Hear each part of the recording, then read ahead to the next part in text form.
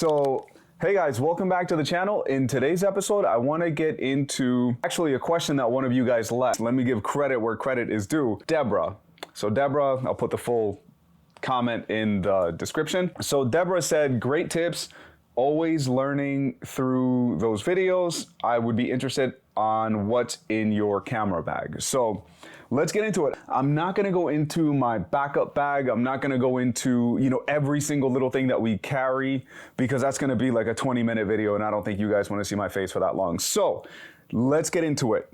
The very first thing that I carry in my camera bag, is gonna be camera. So I use my Sony A9. This thing I'm actually gonna make a video about because I have been using this camera for about 5, almost 6 years. And the camera is about 8 years old in total since it was released. We're talking about a camera that's, almost a decade old, and it still does amazing work. Now, I'm not saying that, like I'm incredible, but what I'm trying to say is that the camera itself is very capable of doing pretty much anything that you throw at it. That's the first thing. Sony A9, the original A9, not balling like Andrew, who has the A9 Mark III, and also Frank, one of my good friends who also watches this channel quite a bit. They have the A9 Mark III, and have I considered it? I considered it for like a second when it first came out, and then, I don't know, I played with it and I just didn't really care for it that much. I can go off on a tangent. I can explain that. I'll actually explain that when I talk about why I still use almost a 10-year-old camera. That's the first thing. Second thing, lately, I've been using, and I'm just gonna say a remote, a trigger for your off-camera flash, whether X Pro, whatever, that's what I would recommend, or the X3, which is a new one. So I've been using this lately. This is the X3 Pro. We posted a video about this and we'll link it down below. This is really good trigger. It helps us to trigger our AD200s, our TT600, every Godox flash that we have. That's the second thing. I also use the 35-150. So this lens right here, I've posted several videos about it. I've shot probably over, at this point, easily I would say over 800,000 photos with this lens. To the point that I noticed a couple of weeks ago, check this out.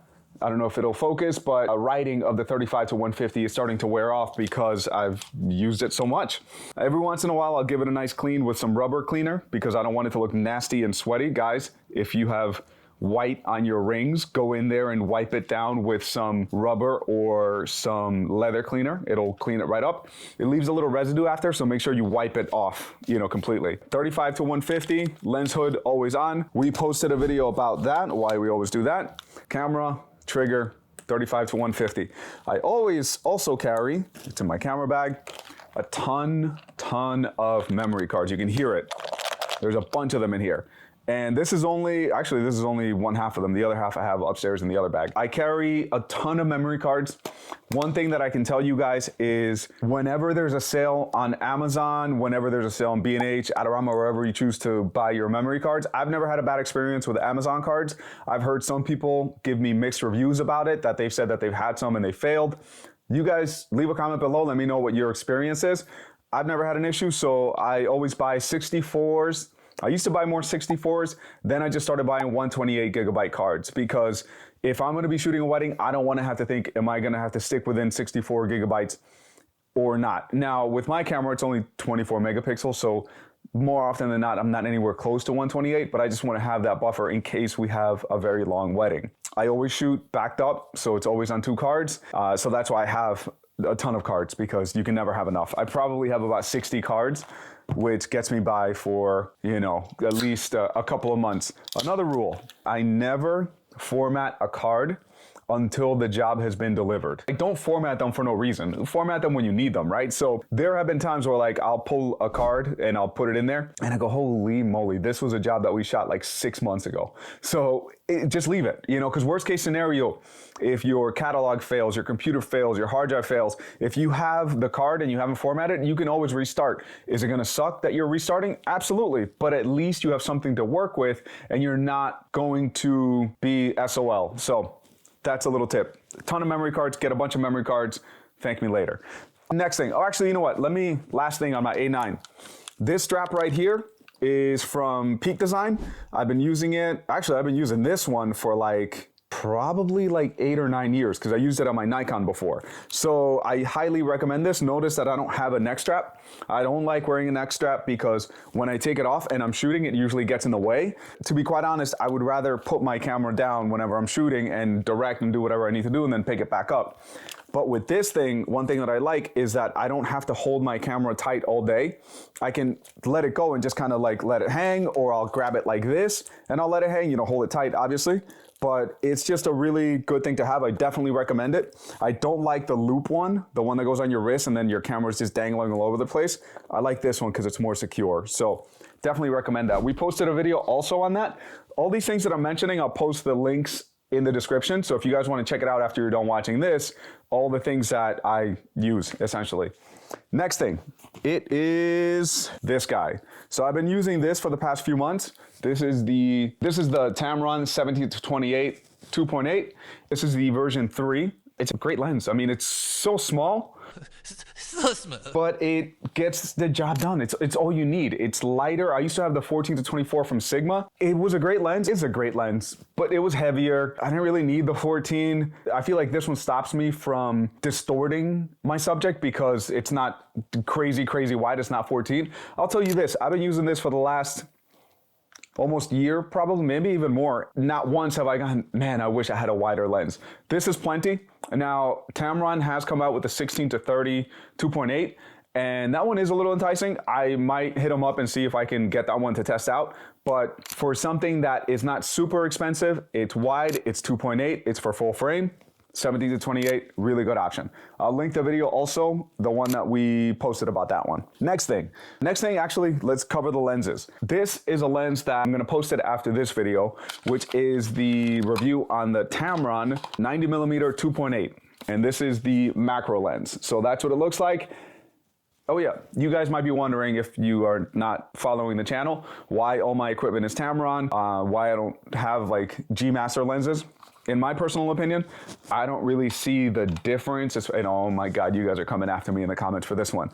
I don't really see the difference or the huge difference in quality. As far as build quality, yes, the Sony ones are probably gonna be better. The Sony ones are gonna be more metal. But for my purposes, my usage, I'm not abusing my lenses. I'm not shooting in the middle of a safari with a ton of dust. I don't feel like I need all the extra fluff from those lenses for what I need to get done. On top of that, with full transparency, we are sponsored by Tamron. So Tamron will send us lenses here and there to test out. And the only thing that they ask for is that we supply them with images. So it's a very good mutual relationship that we have. And that's why I have all these Tamron lenses, because anything that we shoot, they can use for their marketing purposes, which is pretty cool. Actually, if you went to WPPI, not this past year, the year before that, the entire booth were photos that we had taken, which was a very proud moment for me because I had no idea that they were doing that. So they did that and they paid me for it afterwards, but I'm like, oh shoot, I'm like, that's cool. So really, really cool. Tamron 90mm 2.8 macro. This one doesn't stay in my camera bag all day. I use it for what I need for details in the beginning, and then I put it away because I put it into our backup case. That's why I said I'm not going to go into every piece of gear that we carry on a day. I'll make a separate video on what our backup case holds and what we leave in there.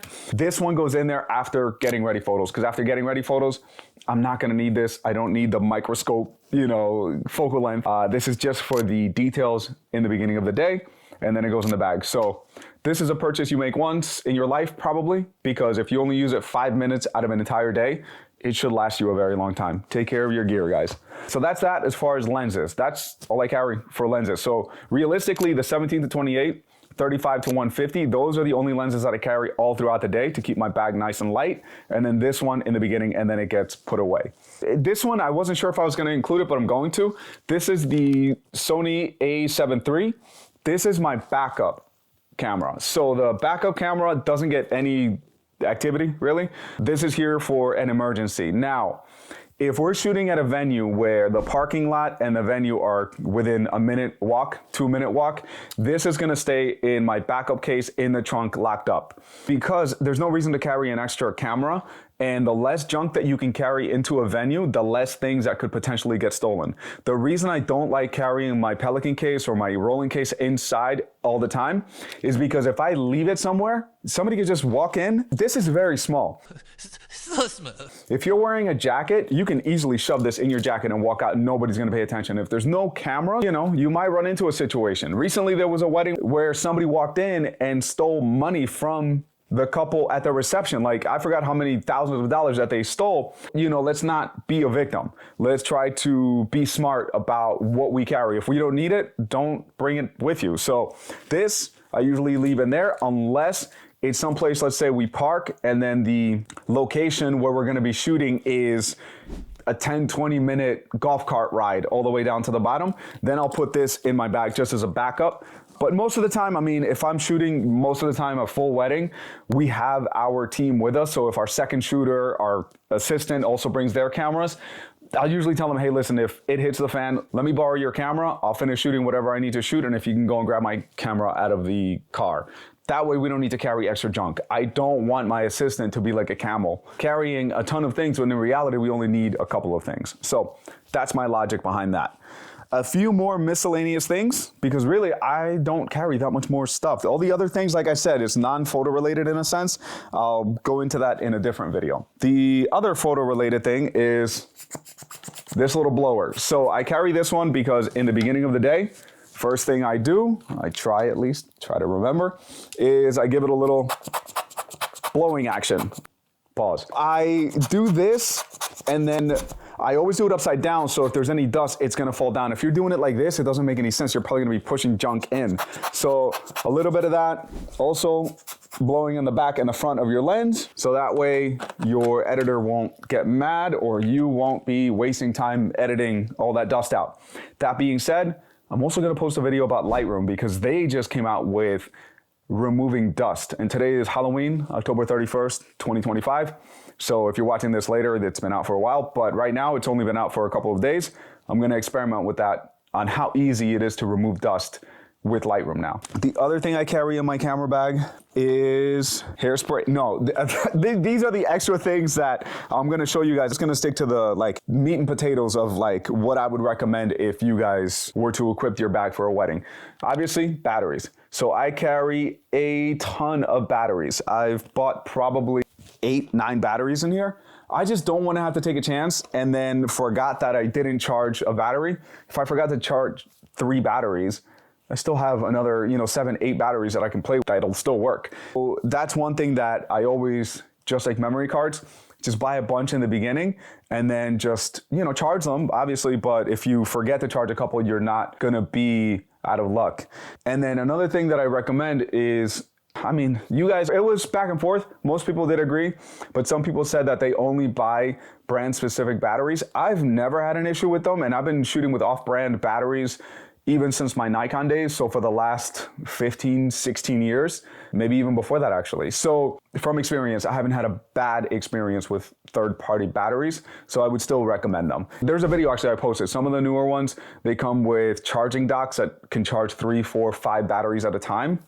Even better, and it's going to be cheaper than buying one brand camera. Some of the newer ones also, they have the USB-C connector directly to the battery, which again, a backup system in case you're driving to work and you're like, oh, I forgot to charge it. You can always charge it on the way. I do that with my 8200 batteries all the time. Another thing, a couple of other things actually that I carry. Circular polarizer filter, mostly for the 35 to 150. I don't even know if I have one for the other one, but I have a circular polarizer in case somebody's wearing glasses and I can't get the glare out of their faces. And then the other thing that I've been carrying lately is also this one. So this is a black mist filter. I've been playing around with it a little bit. I like it a lot for certain situations. It's not for everybody, so I don't always leave it on and I don't do it for too long. But this is a nice little nifty filter that gives you a very cool, dreamy effect. You guys are seeing some of the photos right now, and you let me know what you think. I think it's kind of cool from time to time. Don't do it all the time, but very cool thing to add some little dynamic something to your shoot. And I would say, let me see. Like I said, I want to stick to more meat and potatoes. Like this is what is photography related. I have a bunch of other like quirky things. Let me see. Like for example, and I'll make another video. This this is the last thing I'm going to talk about. This is just a bunch of stickers, just little black dots that I bought that you can put. And the reason for this, guys, is, you know, when you're shooting a ceremony and you're getting a wide photo of the ceremony with the couples up there, and the officiant didn't really set them up in the center, so now they're off center and the whole, I don't know about you guys, but that drives me nuts. So I bought that so that way I put a little sticker in the front and I tell the officiant, stand right here. And you're gonna be facing this way. You're gonna be standing there. The couple's gonna be right there and I can see it's gonna be centered. So that's what that's for. Again, I'll make another video with additional non-photo related items in a sense that we use for photography. So for now, this is what I carry, and in another video, I'm also going to go into what camera bag I recommend. Here's the not so good part. They discontinued it. The good part is you can still find a ton of them. So that's what I'll tell you guys. It is from Peak Design, but it's not the newest one. Don't get the newest one. That's the only thing I'm going to say. Anyway, guys, if you found this informational, if it helped you out, feel free to subscribe, feel free to like the video, comment, ask any questions that you guys want. As long as you're respectful, guys, I'm always happy to respond. I'm always happy to have dialogue with you. I'm always happy to be corrected, to be quite honest. If I get something wrong and you teach me something that is new and it's better and it's right, we're all winning. So feel free to leave a comment. Just be respectful, guys, and I hope you enjoyed rummaging through my bag. All right, you guys have a good day.